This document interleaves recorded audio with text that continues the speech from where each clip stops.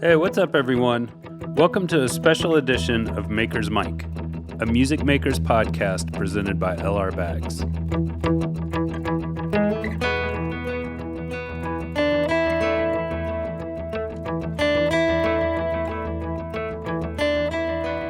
This episode was recorded in front of a live audience from the Idea Center at the 2019 Summer NAMM show in Nashville, Tennessee. My co-host, Mike Newsom, and I had the great honor of interviewing the legendary John Oates. As half of Rock and Roll Hall of Fame band Hall & Oates, John has made a career of not only performing, but more importantly, writing several hit songs. So listen up as John shares his stories and advice and takes a few questions from the audience. Hey everyone, thanks for coming today. My name is Mike Leckett. I'm the creative director at LR Bags, and this is Mike Newsom. I'm the director of marketing for LR Bags. Yeah, and I'm Daryl Hall's partner. Yeah, and if you don't know who this guy is, what are you even doing here? Come on. No, we're very fortunate today to have John Oates sit in with us and take a few questions about songwriting process and his career and advice and. So a couple years ago, we decided to start this podcast because we get to work with so many wonderful musicians and all different aspects of the music industry. And so we thought, well, why not share with our followers a behind-the-scenes view of what it takes to be a music maker. And it covers not just musicians and songwriting, which we're going to be talking about today, but also different aspects like engineering and producing. So we wanted to share with everybody what it's like to work at a really high level.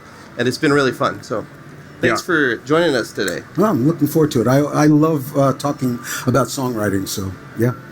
So first of all, before we get into songwriting, I wanted you to talk a little bit about learning guitar and playing right-handed. Right. I am left-handed, but I started playing guitar when I was 6 years old and lived in a small town in Pennsylvania. And the only place to take music lessons was a little mom and pop music store, and I remember my mom took me in there and for my first guitar lesson, and the teacher was an elderly lady, and she my mom said, well, he's left-handed, and she said, oh, that won't matter. So I started playing guitar right-handed, and I've never changed, so I have no idea how I would have played if I would have played left-handed, but I'm actually glad because I have more access to cool equipment this way. So anyway. Yeah. Do you think that makes you a little more like ambidextrous? I'm a little bit ambidextrous. I'm amb by a lot of things, but who knows? As far as your songwriting goes, are you kind of a lyric first or a melody first? Like what typically comes first? I always like to say in terms of songwriting that there are no rules. I don't think of it that way. I think of it in terms of whatever it takes to get the emotion or the feeling or the vibe across. It can start with a drum beat. It can start with a title. It could start with a poem. It could start with a set of chord changes. I think that the best thing is to be totally open in terms of being receptive to inspiration on whatever level it comes to you. Yeah. How often do you write? Do you dedicate time to sit down and write? I think I'm always thinking about writing, and I'm always thinking about the possibility of song ideas. But to me, writing seems to come like it's very similar to exercising, physical exercising. Like when you're not in shape and you don't exercise, it's kind of hard to get started. But once you get started, you feel real good and you kind of keep going.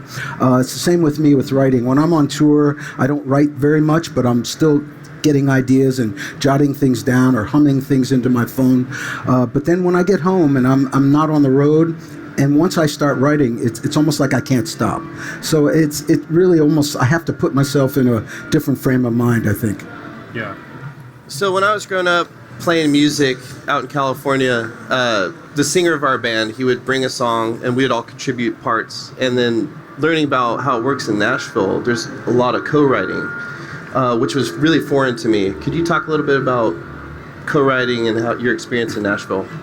Well, when I first came to Nashville in the 90s, I had been co-writing, obviously, with Daryl Hall for years. So for me, co-writing was a very normal thing. I didn't understand the Nashville system, especially back in the 90s and the early 2000s. It was a little bit more regimented than it is now. It would be like you'd show up at 9 a.m. and you'd write till noon, and you'd have lunch, and you'd come back at 1 and you'd write till 5, and everyone would go home. It seemed odd to me to do things that way. But that's a lot of people have a lot of success doing that.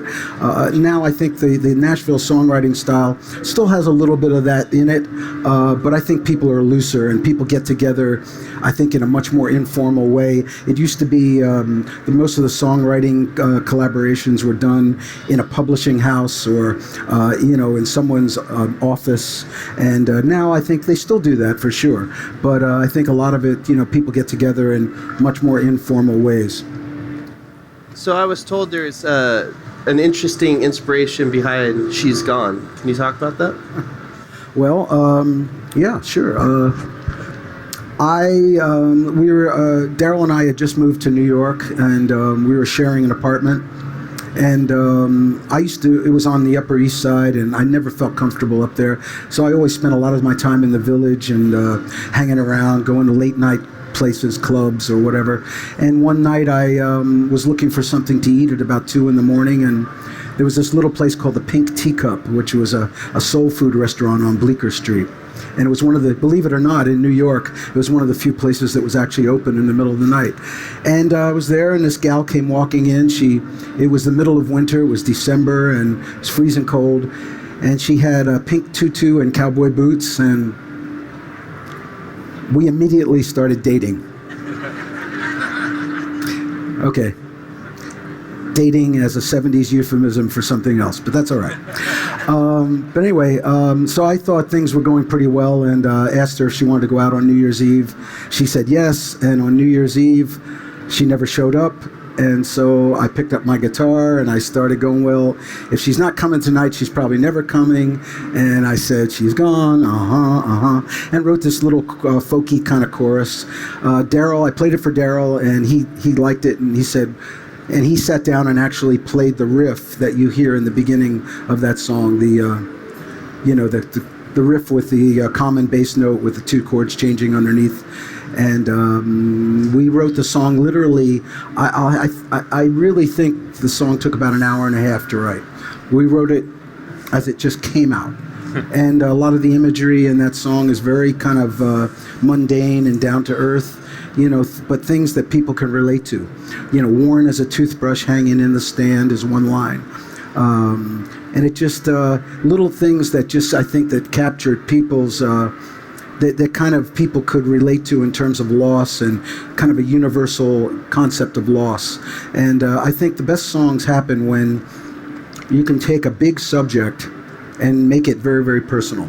I think making the universal, a universal idea personal is a very important aspect of connecting with songs. Did you ever see her again? Yeah. Oh. Yeah. But I got the song, and that's all I care about. In the end, that's all that matters. Songwriters in a lot of ways are kind of like musical prostitutes. They'll do pretty much anything to get to the results that they're looking for. Did I say that? I didn't really say that at NAMM, did I? Oates said songwriters are musical prostitutes. That could be the headline. Yeah. Actually, I hope it is the headline, because that's the only way anyone will actually pay attention to me. So,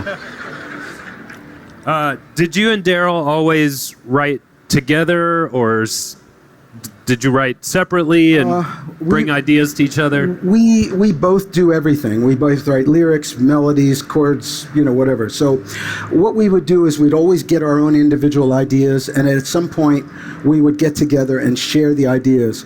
And eventually we kind of, sift through the ideas and realize that certain ones just didn't seem right for the both of us. And, he would, if he had something he really liked, but he didn't, we didn't agree that it was right for us, he'd set it aside. Maybe he'd do it as a solo project.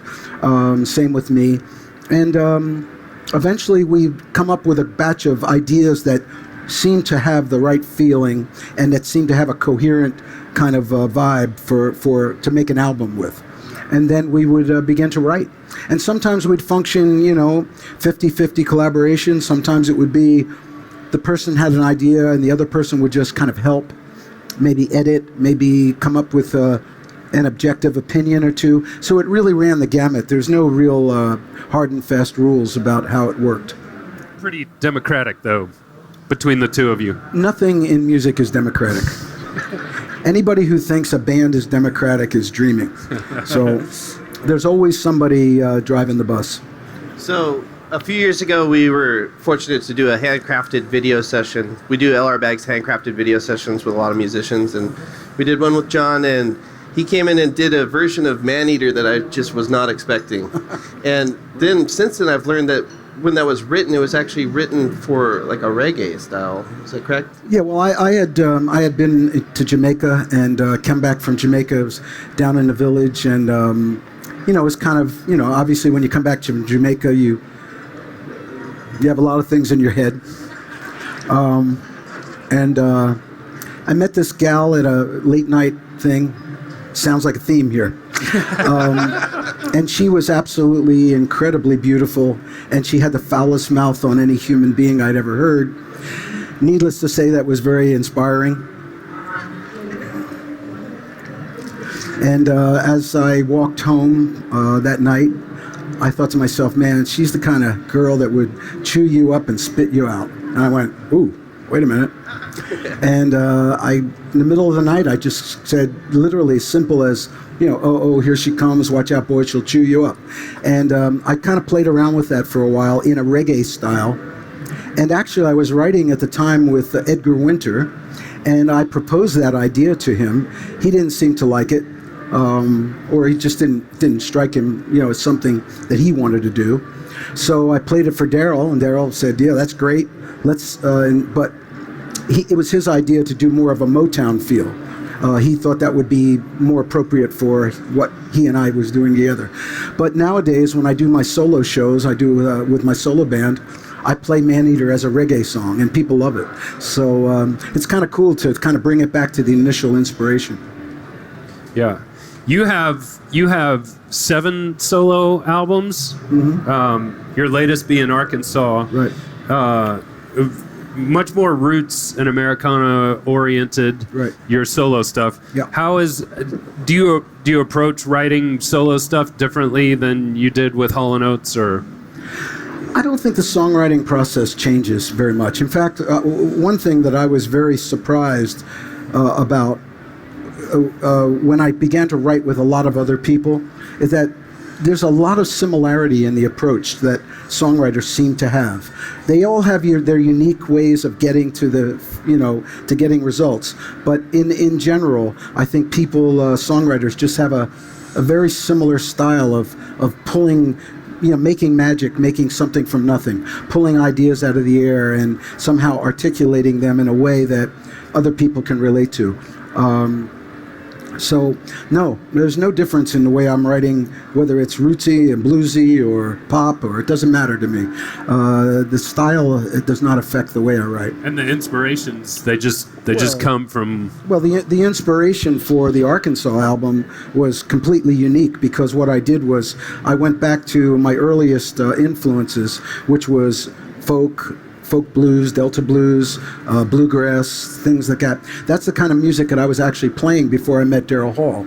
And so living in Nashville and being surrounded by so many amazing Americana and roots musicians was kind of a stimulation for me to go back into my past and rediscover something in myself that I had kind of left by the wayside. So it was really cool to do that album and be surrounded with amazing musicians like Sam Bush and Guthrie Trapp and people who could really help me bring that music back to life. I'm curious about something. In writing a song, is there ever a point where there's like the law of diminishing returns, where it's like, okay, I got to stop here, or else it's going to go somewhere I don't want it to go. Yeah, I think so. Sometimes I think you can outthink yourself or overthink yourself. I think the idea of if you get an initial inspiration and it's something that moves you to write the song, sometimes you can overcraft it. Yeah. You know, you can start looking at it a little too analytically. You can start overcrafting the song itself, and sometimes you get away from the actual magic that caused you to write it in the first place. So there's definitely a possibility that can happen. I think that happens a little bit more in the production record making process, where the initial inspiration and the initial magic that was the song itself can get lost as it becomes translated with other musicians and technology and things like that. So I think that's a little bit more of a danger in the production side of things. Do you have a method to kind of rein that in if it starts to spiral out of a place that you don't want it to go? Do you put it on the table for a while and just come back to it, or? Well, it depends on who's the boss, I guess. I mean, if it's your record and you're producing it, and if you don't like the way someone's playing, you can make a suggestion, you can fire them, or you can pick up the guitar and play it yourself. I don't know. You know, do what you got to do to make it come out the way you want. Yeah. Let's get back to talking about Arkansas. Can you tell us about specifically a little bit about your passion for Mississippi John Hurt, and share the story of that acoustic guitar? Yeah, sure. When I was in the early '60s during the folk revival, I think, I feel like I was in the right place at the right time. Just growing up, just had gotten out of high school. I was still in high school in Philadelphia. And Philadelphia was a hotbed of music on a lot of levels. In terms of R&B and soul music, the Uptown Theater on North Broad Street was every Saturday night. I could see the greatest R&B performers of all time. I saw Otis Redding and, Sam and Dave and the Temptations and the Miracles. And I saw Stevie Wonder do Fingertips when he was 12 years old. And then on the other side of the coin, the Philadelphia Folk Festival, which is now 53 years and still going on. I got to see people like Doc Watson and Mississippi John Hurt, Sonny Terry and Brownie McGee, all the recently rediscovered roots and bluesmen, people who were, and also the more contemporary people like Joan Baez and Dave Van Ronk and people like that. So I had this incredibly amazing palette of music as a young kid to draw from. And I met a guy in Philadelphia named Jerry Ricks, who became my guitar teacher and mentor. And he also worked with a lot of these rediscovered bluesmen as they came to Philadelphia, because they didn't have any money, they couldn't stay in a hotel, so they would sleep on his couch, and I would be there, and I would I got to hear them play firsthand, and I watched their fingers. And so it wasn't just learning by dropping the needle on a record, which is what most people had to do in those days. And so Mississippi John Hurt in particular was a favorite of mine, and I studied him. I learned play all his songs, and just more recently, I was actually able to purchase the Guild F30 guitar that was given to him when he played Newport Folk Festival in 1963. So I have that guitar now. So the music just came full circle. So I have I sit in my music room, and on one side of the room I have a picture of Mississippi John Hurt playing that guitar, and on the other side of the room I have a picture of my buddy Jerry Ricks, who taught me so many of these things, and I kind of sit between them. And depending on what I'm playing, I'll turn this way or I'll turn this way, and I feel like I'm in the vortex of this vibe, that I can get. But just having that guitar and having a personal connection to that great American music tradition is really important to me. Yeah. One of the things I really love about your Arkansas album, you were kind enough to give me a copy on vinyl, and this is one of the things I think that's really missed out by streaming music, is that you don't get the actual hard copy, you don't get the liner notes. But if you get this album on record or on CD, the liner notes, there's a history lesson behind each song. Right. And it's just really there's so many names behind each song because each song is kind of inspired by some different blues players and ragtime and Well, what happened on that record was I started out to make a tribute to Mississippi John Hurt, but as I did, and we cut a couple tracks, I began to realize that it would be too limited, and I didn't want to just say, okay, I'm copying, here's another song that I learned to play. There's a million people that can play these songs, and some better than others or whatever, it doesn't matter. But what I started to realize, I started to see the link between this great music tradition that came up from the Deep South, and I began to realize it was the genesis of American pop music, American popular music, as it came up the Mississippi River and Memphis, of course, all these incredible touchstones, the Delta, Memphis, or New Orleans, of course, and then St. Louis and on to Chicago and the birth of rock and roll and all that. So the record took on a different level. I began to dig back. I said, well, what was the first pop song? What was the first pop song? Well, how do you define a pop song?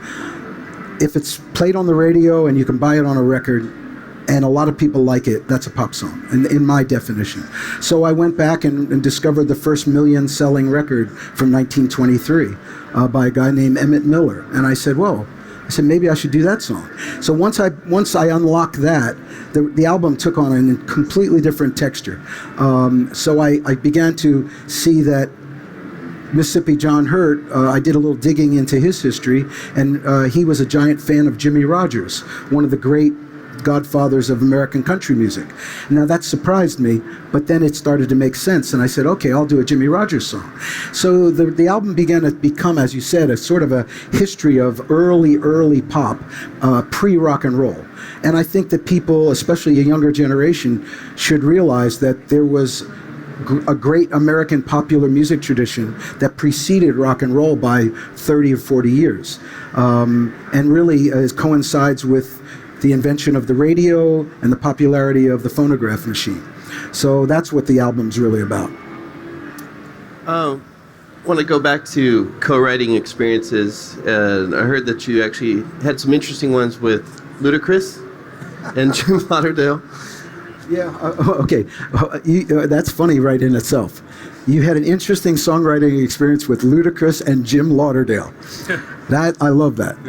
Jim Lauderdale would love that. I met Ludacris, and he asked me to come to Atlanta to co-write, and flew me down there and put me up in a beautiful hotel, and I showed up at the studio, and there was a bunch of guys, and I brought an acoustic guitar, which I don't think any of them had ever seen. And we started writing, and I said, well, let's record this. And the engineer went, how? And I said, well, we'll plug the guitar in or give me a mic. And he goes, well, I never did that. And I was like, oh boy, okay. I'm in a whole other world here. So they were doing samples, and they were just grabbing samples and doing, getting drum beats and grooves and putting together things like that. So I'm playing the guitar, and I'm going, I don't know if this is going to work or not.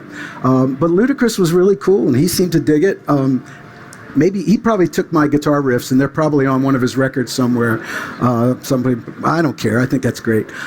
Jim Lauderdale, on the other hand, is the whole other world. He's an amazing person, one of the funniest people I've ever met.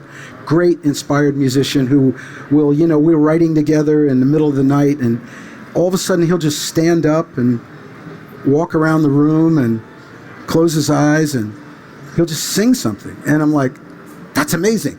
And I'll just figure out some chords, and next thing you know, we got a song. So it's just every collaboration is unique, and every collaboration, I think, in a way, is you're trying to unlock the personality or the motivation inside your co-writer. And if you can unlock that and bring it out, and sometimes your job is to help them articulate their vision, and sometimes your job is to have them help you articulate your vision. And sometimes it's a little bit of all of that. So every songwriting collaboration is unique. You had done a lot of collaborations on your record before Arkansas, the Good Road to Follow, right? Yeah. Well, that was an album of collaborations. Yeah, that was the whole theme of it. Can you tell us about some of those? Well, having been in Nashville for a long time, I just realized there was such amazing wealth of incredibly talented people, and I just wanted to tap into that somehow or another. And I thought I'd love to step into their world rather than asking them to step into my world. So I reached out to the people I liked. I mean, literally across the board. Anyone I thought was cool or enjoyed their work. Everyone from Vince Gill to Ryan Tedder to Tommy Sims to a band called Hot Shell Ray, to Jim Lauderdale and Craig Wiseman, amazing country songwriter. And basically, I just told them, I said, I just want to make a record and write a song the way you. I want to do what you do, and I want to kind of I want to pick your brain and be part of that. And that was the theme of the Good Road to Follow album. And so, because for me, music has always been what I call a good road. It's a road that's taken me to places that I never could have imagined, and given me experiences that I've could have only dreamed about. So, the Good Road to Follow has become a theme for me, a musical theme for me. What advice would you give to songwriters today? It's the time-honored advice that I think has never gone out of style. Listen to the people you like. Try to emulate the people that you like, whether they be songwriters or artists. Try to understand, if you emulate them, and by emulating, I mean literally copying them. Because in copying someone, you have to learn the chords. You have to learn their unique way that they impose melody over a chord. And to me, that's the personality of the artist and songwriter, is the unique combination of melodic choices over harmonic choices. So, you can play a C chord, and there's a million notes that you can use over that C chord. But it's those unique choices that you make that make the melody unique and make it your own. And once you unlock that and you see how other people are doing what they do, you can get an insight into perhaps something that you could do. And by copying them, perhaps you can, an individual style can emerge. I think, does that about wrap it up for our questions? Yeah, one more. Oh, okay. Yeah. You want to ask that? Oh, yeah. Yeah. Yeah. Are there any songs that you wish you had written? Wow. Yeah, a zillion. I wish I wrote the entire Joni Mitchell album, Blue.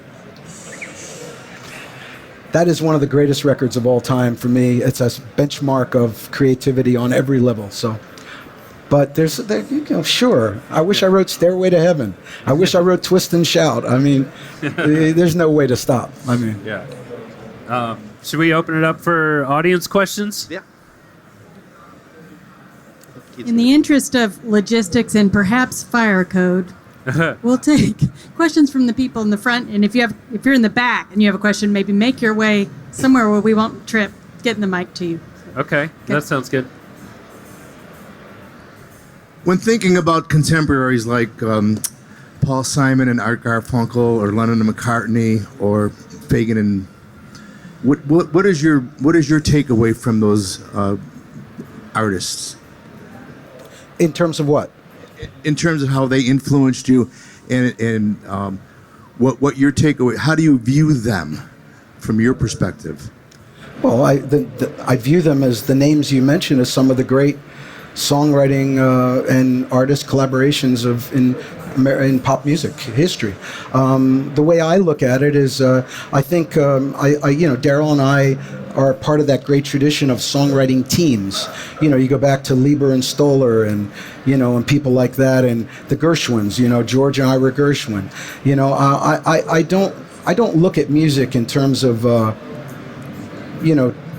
putting a timestamp on it. To me, great music is great music. I don't care what the style is. I don't care when it was written.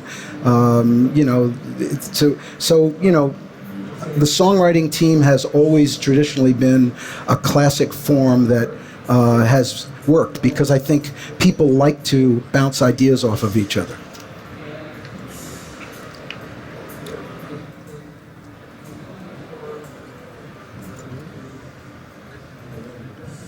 Yeah, thanks for being here.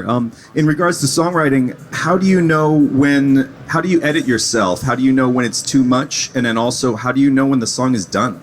I don't know. I have one surefire way to judge.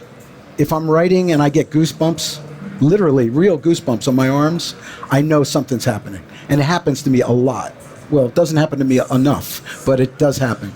And I don't know, you just have to, I think it's important to, I think one of the beauties of being a songwriter is that you create something and then you can perform it and you can play it for someone, as opposed to being an author who writes a book, who spends months and months, years and years, whatever, writing this book and then has to wait until people read it and maybe they get reviewed or whatever.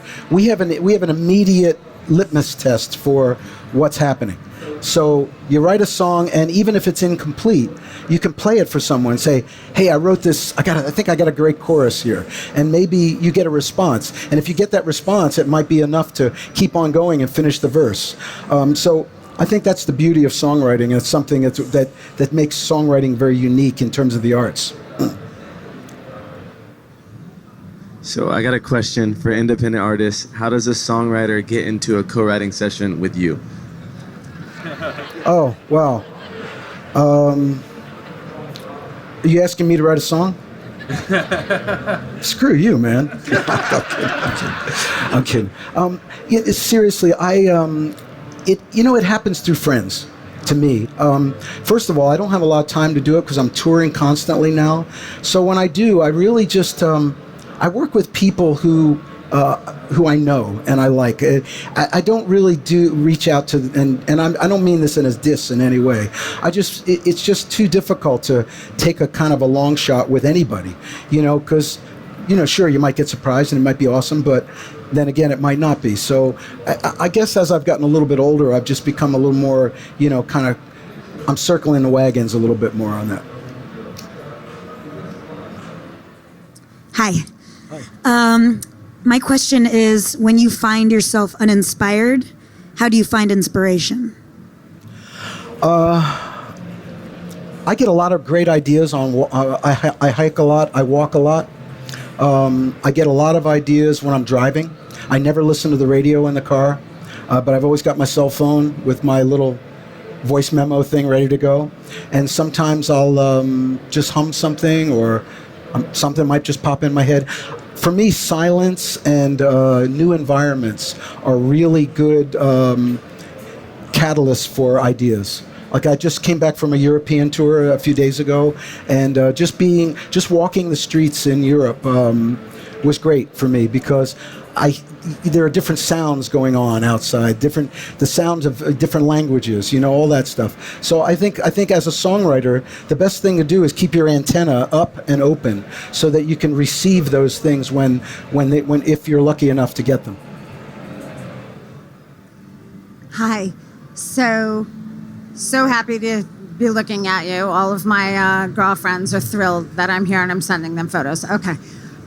Have you ever performed in Gibraltar? My grandmother was from Gibraltar. No. You never performed. What would you have done had you not? Did you read my book? I have not read your book, but I've read. Are you a stalker? No. Okay, because you seem pretty nice. I mean, I'm just kidding. Go ahead. That was a little backhanded. You've spent some time in New York. I get that. I'm a New Yorker. All right. Sometimes that doesn't work in Nashville, by the way, but go ahead. What would you have done had you not had the career that you had? What else would you have liked to have done? Well, I wouldn't know, because I've been a musician my whole life, literally. I started singing when I was old enough to talk. I made money for the first time when I was 5 years old singing. I've been in a band my whole life. I've never had any other job. So I really almost can't answer that, but I would have loved to have been a race driver. Hi. I was curious, a little more information on the story behind the lovely lady who inspired Rich Girl. Okay, well, the lady who inspired Rich Girl was a man. So there's your story. It was a guy who had a trust fund, who was completely irresponsible. He took a lot of And he was completely irresponsible. Yes, and it was a guy. And Daryl wrote, "You're a rich boy, you've gone too far, you know it doesn't matter anyway because you can rely on the old man's money." And it was exactly true, and then he went, "That ain't going to work, it'll be girl," and that was it. Throughout your journey, I was just curious, just the level that you've become. How do you deal with the distractions that have come along, along the way, and just keeping yourself and your partner on track, to do what you do? Well, having a long career is, needless to say, challenging and something that you have to be, you have to work at all the time. I think both Daryl and I are we're very dissimilar in a lot of ways personally, but we're very similar in terms of our approach to creativity and music. And I think a long time ago, we realized that all that mattered to us personally was that we could continue to do and make music for the rest of our lives. So all the decisions we made, very few of them were predicated on money or success. They were always predicated on what will allow us to keep doing what we love to do. And I think, success and money and stardom and popularity, I think should be viewed as a byproduct of creativity and hard work. And if you look at it that way, the popularity and the stardom and the money hopefully will come, but it shouldn't be your goal. Hi, thanks for this. I do a lot of co-writes in Nashville, not a lot, but I do a few. And I never feel the magic as I do in co-writes with the songs as I do with songs by myself.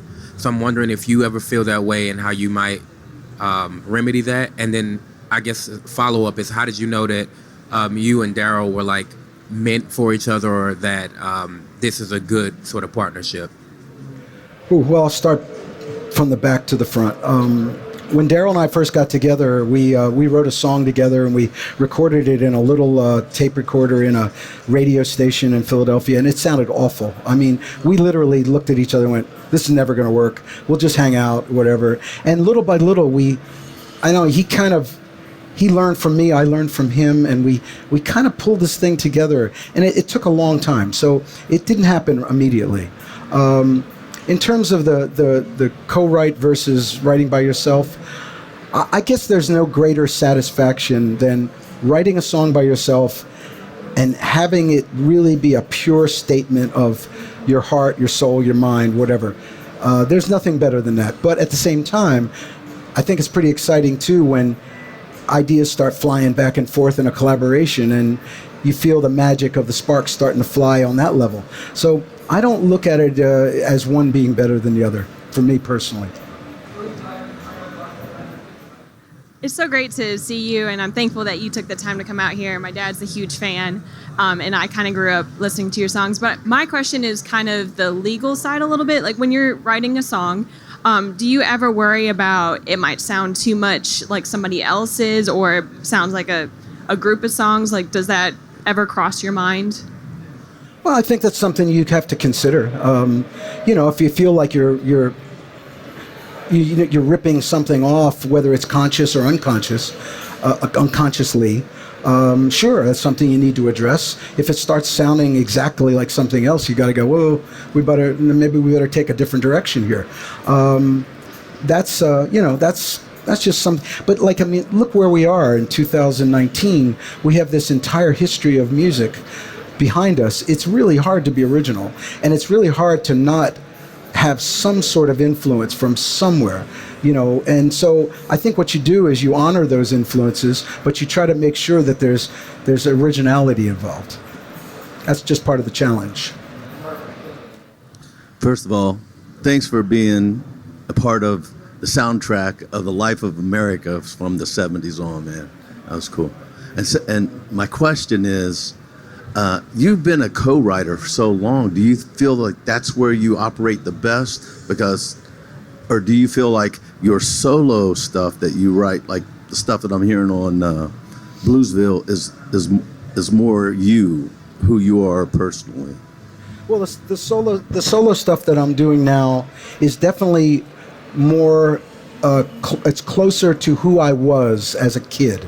And that's really satisfying for me because it was a chance for me to rediscover something in myself that I had kind of put away a long time ago. But I think collaboration is a really cool thing to do. I'm wondering why that row gets all the questions. So the guy in the purple shirt's the only one who hasn't spoken up yet. But you did it through your wife, so that's okay. I've got one question over here. Which matters more, being able to sing or having the good content of the song? Well, I think the content of the song is the important thing, but sometimes the content of the song is determined by a melody and a certain vocal style. For instance, I'll give you a perfect example. Daryl Hall's unique way of singing and unique way of imposing melody over chords is not easy to do, and it's not easy to copy. So if you take all the songs that we've written and all the hits that we've had, and you count the amount of covers that we've had, it's almost none. And there's a reason for that, because every time someone tries to sing those songs, it doesn't sound right. And that has to do with a unique way of imposing melody over chords, which I talked about a little earlier. Hi, how would you say modern songwriters can stand out now that we're in a streaming era and lost in new music constantly because of the internet? It's the same as it's always been. Write a great song. I mean, there's lots of great songs being written. The thing that I find unusual and the thing that I think is a kind of a trademark of the modern music business is the songwriter by committee thing, where you have 5 or 6 songwriters on one track. One guy's a top line guy, one guy's a groove guy, one guy's a who knows what they do guy. The other one is the other guy who doesn't know what they do. But the point is that they get results. So whatever it takes, Hi. First off, I just wanted to say thank you for being here today. But my question was for new songwriters that are just now coming on the scene. What is your biggest piece of advice for us? I think I talked about that earlier. It was really listen to the people you like. Try to copy the people you like. Try to understand what makes those songs that you like good. What did they do that turned you on? What did they do that moved you? And that's the way to kind of get to your own stuff. No, this row has their quota. You guys are done. Hi. I had a question. As a young artist and songwriter. At first, I thought I was talking to the guy with the beard, and it really shocked me. Yes. Yeah. I got really scared there for a minute. I'm just very small for my age. No, we're good now. All right. As a young artist and songwriter, I'm constantly critiquing myself and wanting to change things. I'm my worst critic. Do you ever critique yourself, and if so, how do you finally realize that what you've written or recorded is good and that you need to just relax and believe in yourself? Well, sometimes you just, here again, I think we talked about this a little bit earlier, play it for somebody. Take it outside of your head. You know what I mean? You've got something and you're starting to critique it and you're starting to change it and you're going, I don't know if it's any good. Play it for somebody. Literally say, what do you think? And play it for somebody you trust. Play it for somebody who you respect and see what the response is. And if the response is positive, you go, okay, maybe I shouldn't outthink this. Maybe I should get back to what got me there, Thank you. Oh, there we go. My question is about the relationship of the songwriter to the instrument, and I appreciate the story of Mississippi John Hurt and you owning his guitar now, and he was an inspiration to you. And I'm curious, have you ever picked up an instrument where you instantly felt that there were songs inside of that instrument that were ready to be written, that you were inspired by that particular tone or feel of that instrument, and tell us about that? Yeah, absolutely. I think all instruments have a soul. Not 100% sure about the synthesizer, but it may have a bionic soul of some sort. But anyway, I dabble at the piano. I'm not a very good keyboard player, but when I start to plunk around on a piano, I go in different directions because the approach, especially rhythmically, is completely different. So once I start doing that, I have a rhythmic approach that I would never get on the guitar, and vice versa. And on the guitar too, I feel like, especially on the acoustic guitar, it functions to me much more as a percussion instrument. I'm not a real great soloist, and I'm not flashy, so I rely more on the groove side of my guitar playing. And so that does dictate a lot of things to me. First and foremost, big inspiration. Thanks for all the music you've written. Out of all of the great songs that you've written, what would you say would be the song that you think that is the best that you've written out of all of them? Well, I always go back to She's Gone, because it was, for me, it was the perfect storm of everything, of songwriting, record production, the session musicians who were in the room, the studio we were in, the engineer. Everything just came together in a very magical, incredible way. The producer, Arif Mardin, being involved, the string arrangement, everything just was right. And that song just it took on a life of its own. Hey, so in your looking back on your career, which has been wonderful, thank you for all the songs. Are there a few things that stick out to you where you look back and go like, maybe I should have done that different, or or just anything you look back on that you've learned from that we could? Yeah, and mostly from the business side, to be honest with you. I'm not trying to shill my book, but I wrote a book called Change of Seasons, and I talk a lot about business problems and mistakes, big, huge mistakes that were made. And, I'm certainly not unique. So many musicians and artists have fallen into the same trap. But it was mostly business stuff. I don't regret too much about the musical side of things.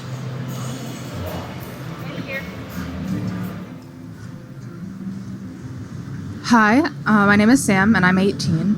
And as someone who's a part of this generation coming up where, like you said, working in Atlanta, where everything's sampled or consistently reused, how can we as a generation that is searching for really meaningful ideas in songs continue to preserve all that classic writing and just sitting down with guitar while still staying relevant? Well, I think the relevancy has to do with the lyrical content and the themes that you're dealing with. So just tap into your life. Tap into the life and the things that are meaningful to you today. The things that are around you. The state of the world, Lord knows, if you can't find anything to talk about with the state of our world today, then, you're not listening, or you're not, and just open your heart and your mind to your surroundings, because there's certain things that change in the world, like I said, the state of the world constantly changes, but there's certain things that never change. Emotional purity, the idea of love, it's universal. It never really changes, but it's how you are able to, how you're able to kind of bring that out in your own unique personal way.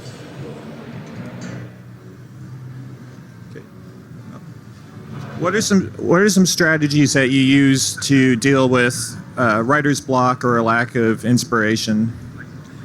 If I'm not feeling it, I just don't do it. I don't force anything. If I feel, like I said, when I go for a walk or I tour for a drive or something like that, I just let it happen. If it happens, it happens. If it doesn't, it doesn't. I really don't feel like you can force creativity. John, over here. Hi, John.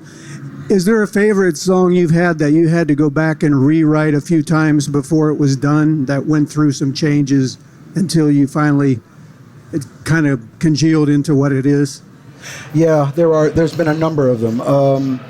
The song Arkansas, which is the title track of that album, I rewrote it about 3 times. Because I had the idea, and I knew it was a great idea, and I knew what I wanted to do, but I just wasn't able to get there. And it started with a guitar riff, and I knew the guitar riff was good. So I just kept playing the guitar riff over and over and over. And little by little, I began to sing things. And then I latched onto something that worked, and then I went from there. Yeah. Hello, I'm over here. John, thanks for your body of work. And man, I got to tell you, brother man, for 71, you look like $1 million. You're really well preserved. When I stopped taking drugs yesterday, everything changed for me. I know, it did. Bill W. is a good friend too. You've spoken much about the well-turned lyric and the turn of phrase, but I would like to ask you to speak to melodic construction, both for the hook and for in between the hooks. How do you approach the melodic construction of a song, and what makes for good melodic construction? Well, I think melodies are what sets individual writers apart. I mean, there's only certain chords you can use. There's certainly certain grooves that seem to work. It's really, here again, and I think I've said this over and over again, it's how you impose a melody over a set of chords. You know, you can play a 1-4-5 progression, you know, C, F, G, whatever, and there's zillions of ways that you can combine melodic things over those three chords. So that's what makes it unique. I think it just has to do with the individual. It has to do the way you hear the world. I can't, I'm sorry, it's not a very good answer, but. Hello, my name is Sam Abasso. It's a pleasure to hear everything that you've been saying today. By the way, we're getting all the young girls instead of you, so don't feel bad, man. We're going to get around to you eventually. My question for you is, how would you advise young artists who are just going into the field of songwriting, how would they go about starting up and really kickstarting their career? Well, here again, like this guy over here asked about collaborating and getting together. I think find your own tribe, find your own group, find your own contemporaries who want to do the same thing you want to do, and see if you can find some kindred spirits and work within that, and then see if that group and that tribe, you know, exponentially expands. That's always a good thing to do. You know, if you come to Nashville and you say, you know, I want to write a song with Shane McAnally. Well, there's a really good chance that's probably not going to happen, at least not now. But if you write a couple really good songs, you might find Shane McAnally calling you and saying, hey, I love what you're doing. I'd like to try to write with you. So I think you just stay within your group and try to, you know, keep working hard, and that's the best thing to do. Okay, here he is. We've got time for one more question. We saved the best for last. What was the most important thing you learned from Mississippi John Hurt? I think what I loved most about him was that he didn't play guitar like anyone else. He plays guitar. His finger-picking style is much more like a stride piano, ragtime piano player. His thumb work and the way he finger picks is totally unique, and that's what appealed to me as a kid learning how to play his songs, because he listened to a lot of piano players. So that was one thing. The other thing is he had a very sly sense of humor, and he would write songs that were kind of a lot of times very rude and had some really weird sexual innuendo, but he would always do it with a smile like he was your grandfather, so nobody ever picked up on it, and I thought that was really cool too. All right. Yeah. Hello? Sorry. I think we're going to wrap it up now. Yeah, sure. Thanks everyone for coming out. Thank you to John Oates. Thank you. And thank you to NAMM for having us. Yeah, and thank Really you to appreciate NAMM for having us. We really appreciate it. Thanks, everyone. That was great. Thanks. Yeah. That wraps it up for episode 17 of Maker's Mic. We'd like to thank our guest, John Oates, for joining us today. And big thanks to the NAMM Show for hosting this event. And also a huge thanks to Kate and Lynn at Richland Marketing. This wouldn't have happened without you. As always, thanks for listening, and we'll catch you next time on Maker's Mic.